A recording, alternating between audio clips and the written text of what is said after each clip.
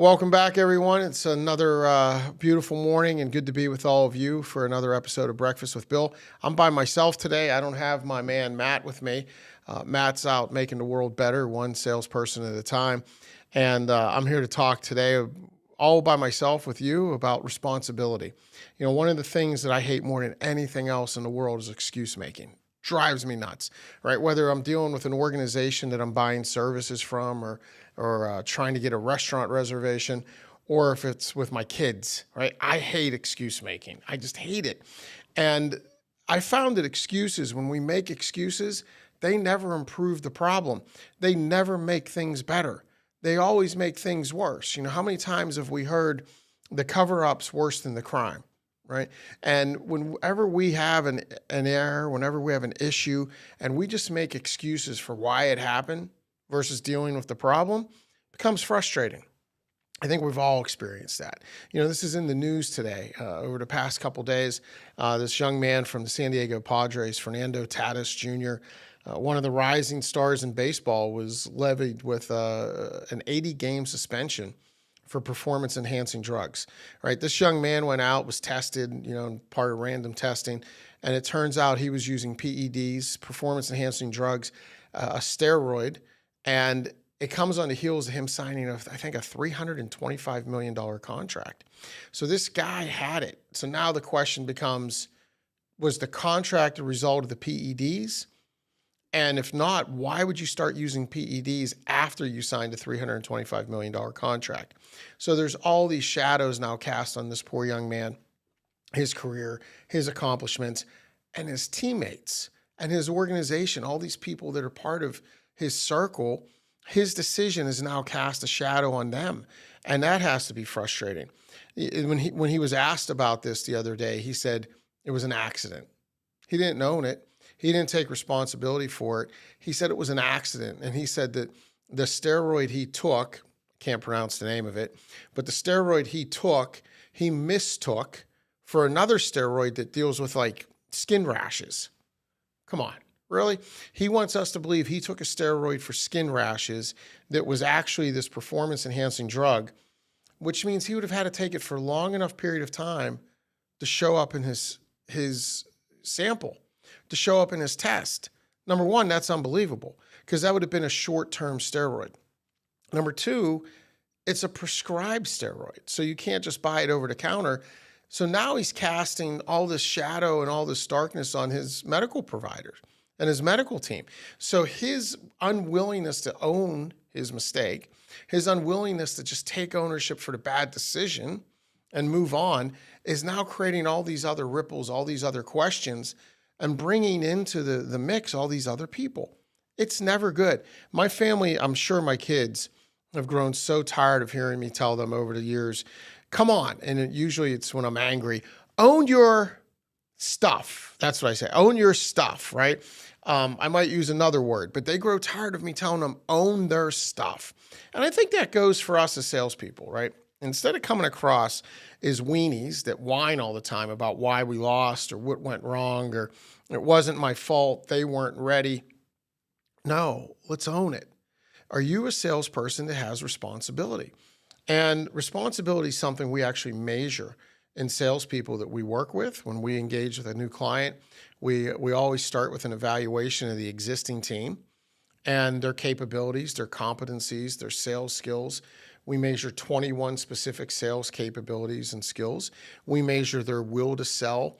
We measure their ability to take rejection. We also measure their responsibility. And responsibility is measured 0 to 100, so you see what percentage you fall in. Gives you an accurate reflection of how responsible you are.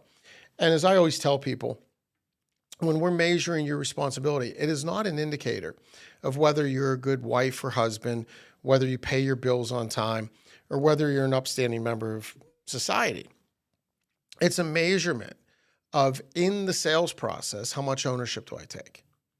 So if I fail, do I go back, if I lose a deal, do I go back and say, here's what I did wrong. I got out of the process. I didn't ask for a clear next step. I didn't establish a date for us to have a proposal draft review. I winged it. I got comfortable.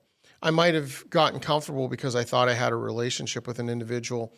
I might have felt like I was such a good fit that I could rush it. And we often talk about slowing down so we could speed up. Do I reflect and say, oh yeah, I got caught up in the emotion, the buying emotion of the prospect, and I went really fast because I wanted to get to an end? That's all a problem. So do you have responsibility?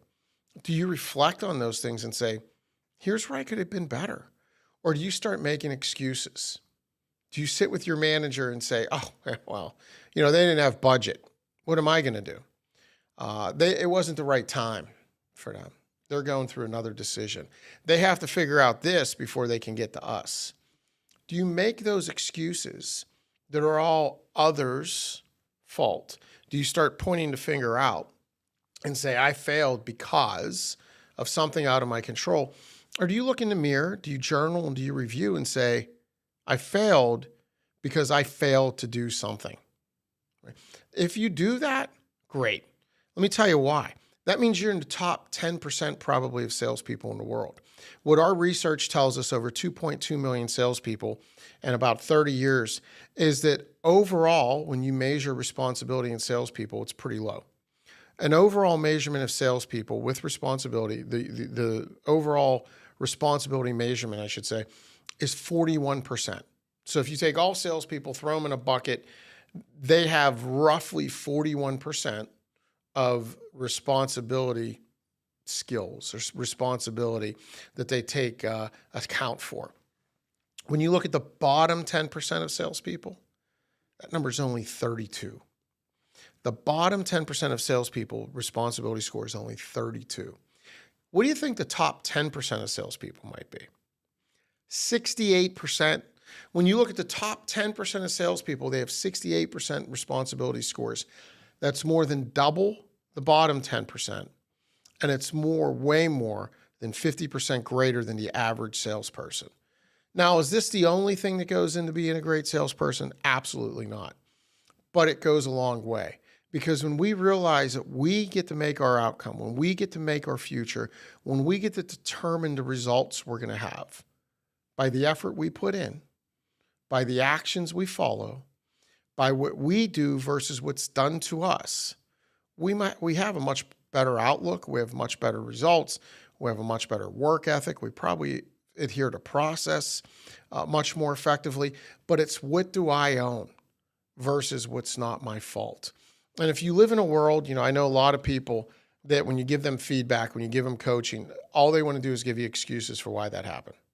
All they want to do is give you the what they believe to be the reasons behind why that happened. They're not reasons all the time. Mostly they're excuses.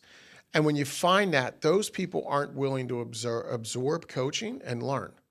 They're more worried about what do you think of them. They're more worried about being right or not wrong. That's not what's important. What's important is getting to great outcomes. What's important is getting to the finish line. What's important is solving problems for other people, because that's what we're paid to do. So I would ask you, do you go home at the end of the day and say, here's what I did well? Do you take an account? When something goes wrong, do you look for what you did to cause it? Or do you simply think about, who can I blame? I think if we can just do that, if we can just start to prepare ourselves for when something goes wrong in our life, whatever it might be, a lost sale, failure to make a team, failure to win something, whatever it is, when something hits our life, when adversity comes our way, if we can stop looking for someone to blame and start thinking about, what can I learn from this? What will I do differently next time? What change can I make so that I have better outcomes? I think we're going to have happier lives. They're going to be more joy-filled. We're going to be, and we're going to be more successful. So that would be my challenge for you this week. Think about the next time adversity strikes, whether it's major or minor, and I hope it's not major. But the next time adversity strikes, do you look for someone to blame, or do you look for what you could do differently to get better?